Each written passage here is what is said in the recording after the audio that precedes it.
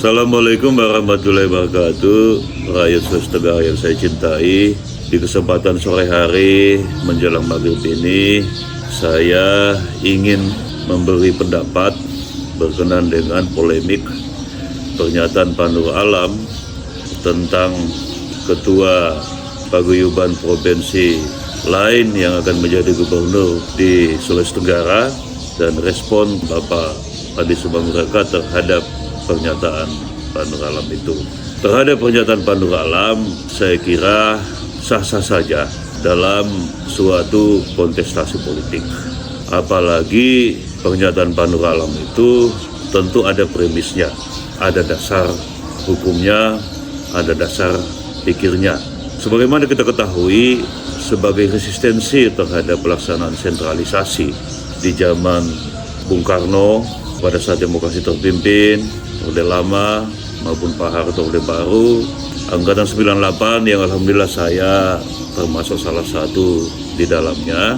Salah satu tuntutannya pada saat pelaksanaan reformasi dulu adalah pelaksanaan otonomi daerah yang seluas-luasnya.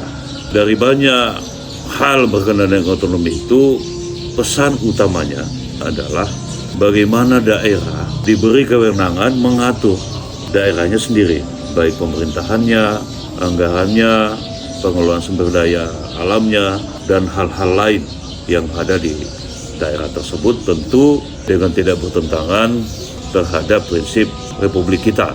Saya kira menggelikan juga respon terhadap pernyataan Pak Nur Alam ini dari sebagian aktivis yang menurut saya agak genit, tiba-tiba nasionalis, maupun dari sebagian intelektual tukang yang mungkin memberi pendapat by order, yang seolah-olah ingin mempersonifikasikan, merekonstruksi bahwa apa yang disampaikan Pak Nur Alam itu purba, kuno, tidak Pancasilais, atau tidak berbineka, tidak menghargai Bhinneka Tunggal Ika. Di kontestasi politik manapun, baik di Indonesia, di dunia ini bahkan, isu berkenaan dengan lokalisme seperti putra daerah, otonomi, itu selalu ada. Di Amerika pun yang bahannya demokrasi, kita pasti pernah mendengar wacana tentang Meksikan, Hispanik, Latino, ASEAN mengemuka dalam diskursus politik Amerika. Kulit putih Amerika itu selalu ada diskursus tentang itu.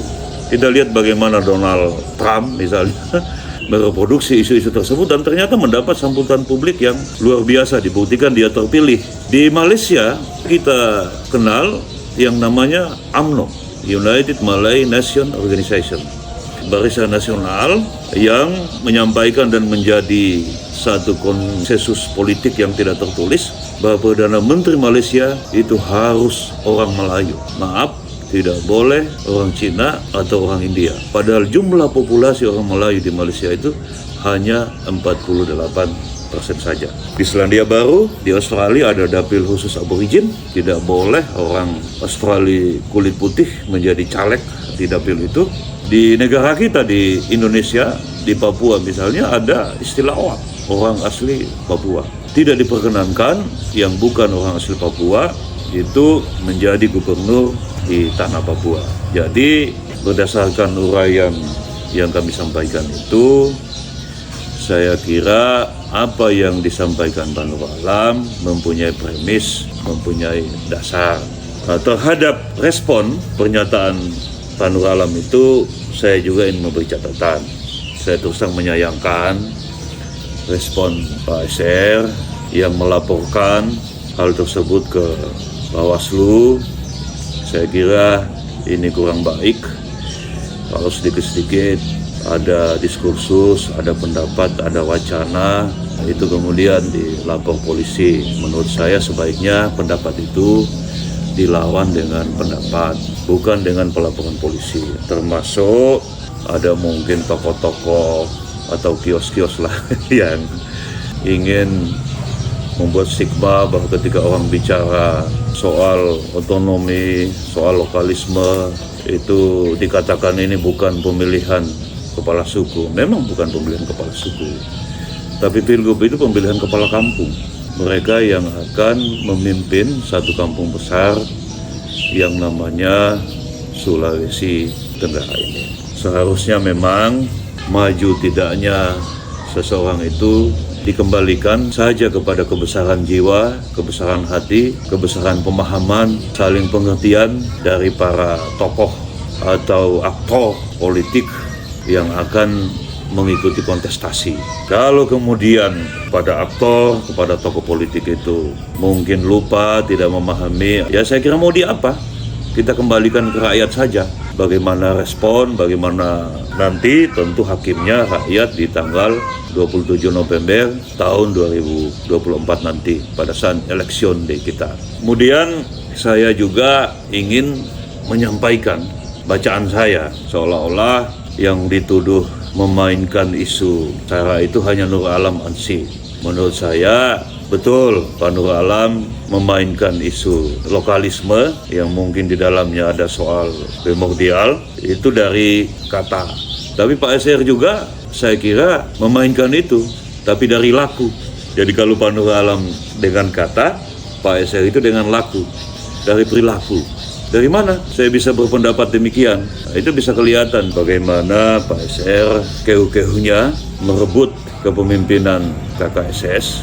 Sementara di sisi lain beliau seharusnya kalau ingin menjadi pemimpin di Sultra ini mungkin lebih bijak dengan tidak menjadi ketua KKSS. Kita kan sudah pernah punya beberapa calon yang maaf dalam tanda kutip ini bukan orang etnis asli Sulawesi Tenggara seperti Pak Rusda dan Pak Buhari. Saya waktu itu mendukung bahkan memimpin tim Pak Rusda. Tetapi respon tidak sehebat, tidak sebesar terhadap Pak SR ini. Mungkin salah satunya karena Pak SR memainkan sadar tidak sadar, langsung tidak langsung isu-isu etnis juga sehingga ada resistensi. Padahal lebih bijak mungkin kalau beliau tidak memimpin organisasi paguyuban yang disebutkan Pak Nur Alam itu. Dan saya tahu betul banyak sekali kader yang sebenarnya masih bisa memimpin. Jadi tidak Pak SR satu-satunya. Seperti Pak Tabdil misalnya salah satu kandidat kuat pada saat itu untuk memimpin KKSS. Lalu bagaimana sikap saya? Saya terus terang tidak nyaman terhadap diskursus yang menyita publik kita ini. Seharusnya Pilgub kita yang menelan anggaran kurang lebih 500 miliar ini, diskursusnya, dialektikanya, wacananya yang dibangun lebih bagus kita pertengkarkan, kita bicarakan soal bagaimana pengelolaan sumber daya alam kita, tambang nikel kita, emas kita, pertanian kita, perkebunan kita, tata kelola pemerintahan kita, termasuk problematika petani nelayan kita, bagaimana meningkatkan nilai tukar mereka.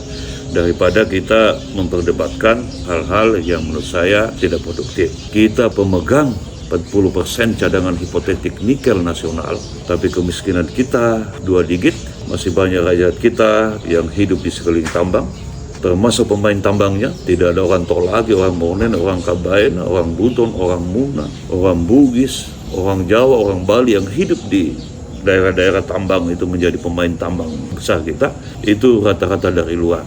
Terus terang, dalam konteks ini saya tidak mendukung Pak SR dan Ibu Tina. Saya mendukung Pak Lukman dan Pak Laudida karena pengusaha tambang lalu menjadi penguasa daerah tambang. Maka yang akan terjadi, kita sebut saja penguasa tambang. Pak Lukman, Pak Ida bukan malaikat. Tetapi hakikatnya pemilu bukan untuk memilih malaikat, tapi mencegah yang terburuk berkuasa. Sebagaimana dikatakan Pak Bam Samad, Pak Mahfud, dan saya percaya itu, kalau sumber daya alam tambang kita dikelola dengan baik, 20 juta per bulan pun satu warga Sultra itu bisa mendapatkan benefit dari PSDA tambang kita. Coba saya kasih contoh ya, korupsi nikel di blok Mandiodo, dugaan kerugiannya 5,7 triliun. Coba 5,7 bagi dengan 2,8 juta saja warga Sultra. Masing-masing dapat berapa itu? Kalau misalnya itu betul-betul kita pastikan tambang nikel kita dirasakan oleh rakyat Sultra. Tapi memang ketidakadilannya di sini luar biasa. Yang kita rasakan hanya banjir, debu, berubahnya warna air sungai kita, hilangnya daya dukung hutan kita, bahkan menjadi tenaga kerja di dalamnya pun kita tidak bisa. Terima kasih Ibu Bapak Rakyat Sultra yang saya cintai. Assalamualaikum warahmatullahi wabarakatuh.